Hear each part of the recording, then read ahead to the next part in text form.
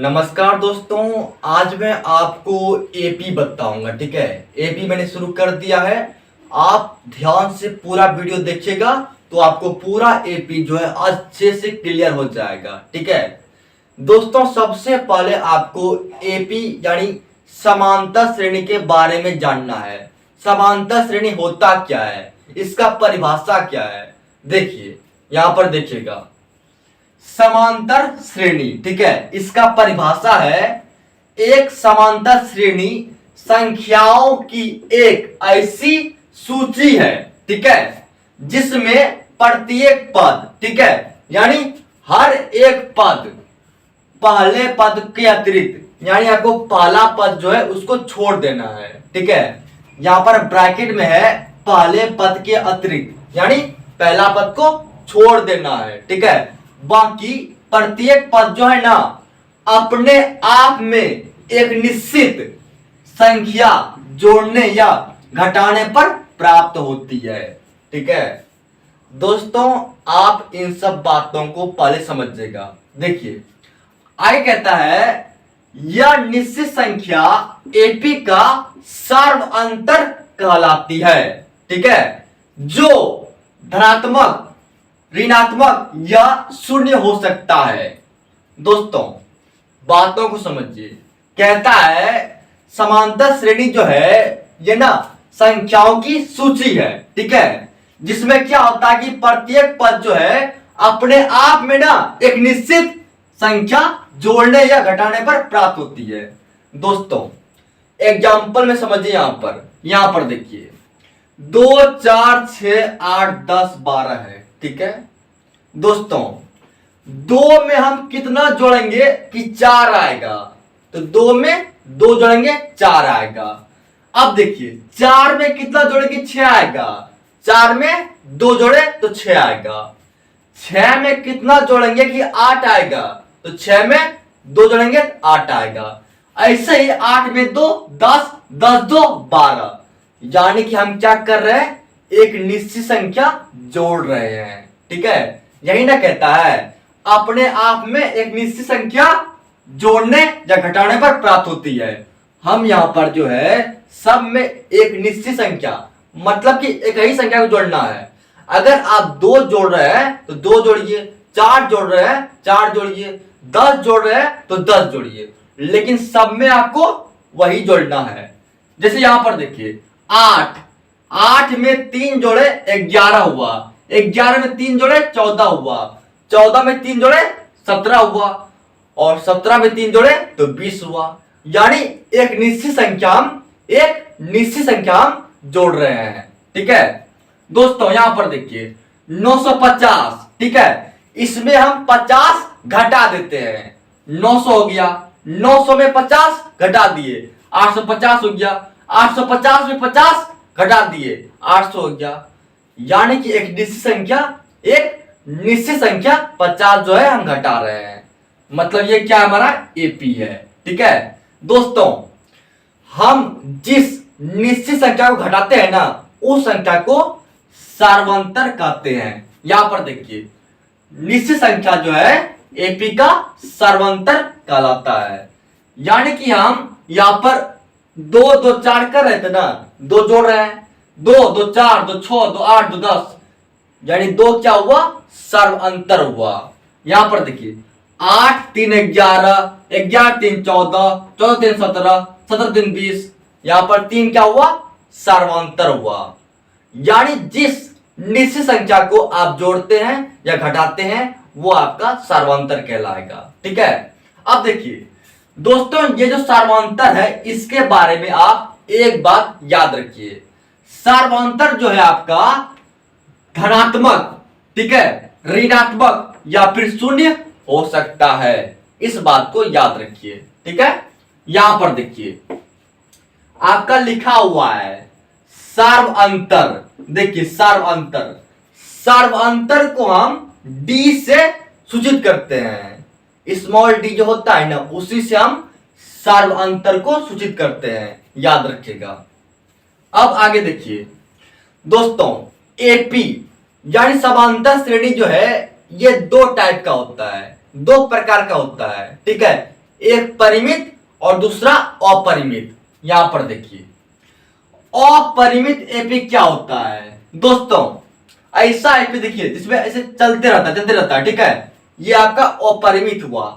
लेकिन जहां जिस एपी में यहां पर देखिए चलते गया और यहां पर 50 पर आकर रुक गया, ये आपका परिमित एपी है, ठीक है। यहां पर देखिए ये आपका चलते जा रहा है, अंत नहीं है, यानी ये आपका अपरिमित एपी है और ये भी अपरिमित एपी है। लेकिन इसमें देखिए यहां 50 पर आकर रुक गया है, यानी ये आपका परिमित एपी है, ठीक है। अगर रुक गया परिमित एपी, नहीं रुका अपरिमित एपी। यहां पर देखिए चलते जा रहा है, कोई अंत ही नहीं है, मतलब अपरिमित एपी हो जाएगा, ठीक है। यहां पर रुक गया है यानी परिमित एपी है, ठीक है दोस्तों। अब यहां पर देखिए आपके सामने एक एपी है 2 4 6 8 10 12, ठीक है दोस्तों।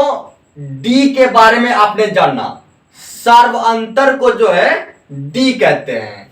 एक और चीज है ए, देखिए ए। अब ए क्या होता है इसे आप समझिए। यहां पर देखिए दोस्तों दो जो है ये दो, ये पहला स्थान पर है, इसको बोलेंगे A1, ठीक है। ये 4 जो है ये दूसरा स्थान पे है, इसको बोलेंगे A2।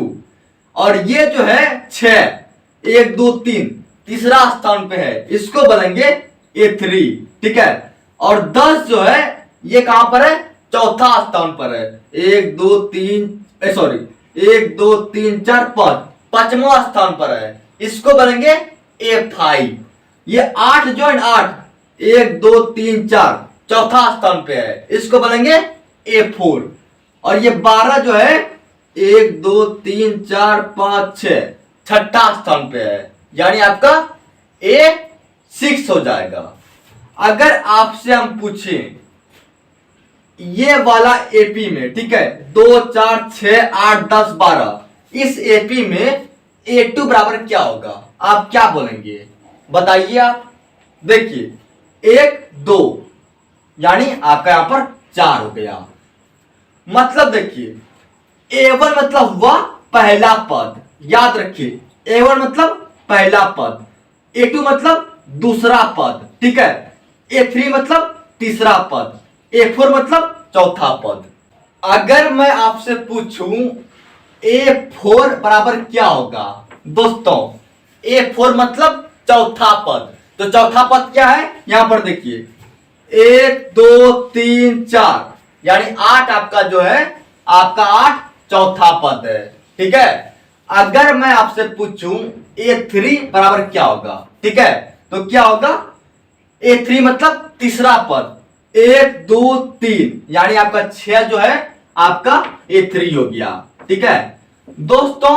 यहां पर देखिए इस वाले में देखिए 8 11 14 17 20 है, ठीक है। और इसमें मैं आपको पूछता हूं A4 बराबर क्या होगा, इस वाले में A4 बराबर क्या होगा।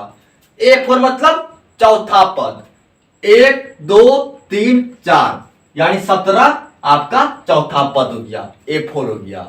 तो इस तरह से आप जो है पहला पद, दूसरा पद, तीसरा पद, चौथा पद ये सब निकाल सकते हैं, ठीक है दोस्तों। अब मैं आपको एक सूत्र बताऊंगा, ठीक है। देखिए सर्वांतर का भी सूत्र होता है, ये सर्वांतर है ना, इसको निकालने का सूत्र होता है, उसे आप याद कीजिएगा, ठीक है दोस्तों। ये सर्वांतर जो है ना, ये सर्वांतर इस ए के माध्यम से निकाला जाता है, ठीक है। जैसे कि आपको दे दूं D1 बराबर क्या होगा, ठीक है दोस्तों। D1 यानी सर्वांतर 1 बराबर क्या होगा, याद रखिएगा D1 बराबर हो जाएगा आपका A2 माइनस A1।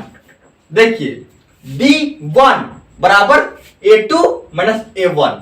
अगर मैं आपसे पूछूं D2 बराबर क्या होगा, याद रखिएगा D2 बराबर होगा A3, यहां 2 है ना, यहां पर 3 लिख लीजिए, माइनस आपको A2 कर देना है, ठीक है। अगर मैं आपसे पूछूं D3 बराबर क्या होगा, यानी सर्वांतर 3 बराबर क्या होगा। देखिए यहां 3 है ना, यहां पर A 4 कर दिए माइनस A 3 कर दिए, हो गया। यानी D3 बराबर आपका हो जाएगा A4 माइनस A3। अगर मैं पूछूं आपसे D4 बराबर क्या होगा, क्या होगा D4 बराबर, यहां पर 4 है ना, तो यहां पर आप A 5 कर दीजिए माइनस ये A 4 कर दीजिए, हो गया सूत्र। इसी तरह से आपको सूत्र को बनाना है, ठीक है, याद नहीं करना है, सूत्र को आपको बनाना है, ठीक है। D1 बराबर तो एक से एक ज्यादा कर देना है, यानी A2 माइनस A1 हो गया। D2 बराबर तो 2 से एक ज्यादा, यानी A3 माइनस A2 कर दिए। अब D3 बराबर 3 से एक ज्यादा, यानी A4 माइनस A3 कर दिए। अब D4 बराबर तो 4 से एक ज्यादा, D5 माइनस D4 कर दिए, D4, ठीक है। तो इसी तरह से आपको सूत्र बनाना है। दोस्तों ये था एपी का इंट्रोडक्शन। अब आइए क्वेश्चन की ओर बढ़ेंगे।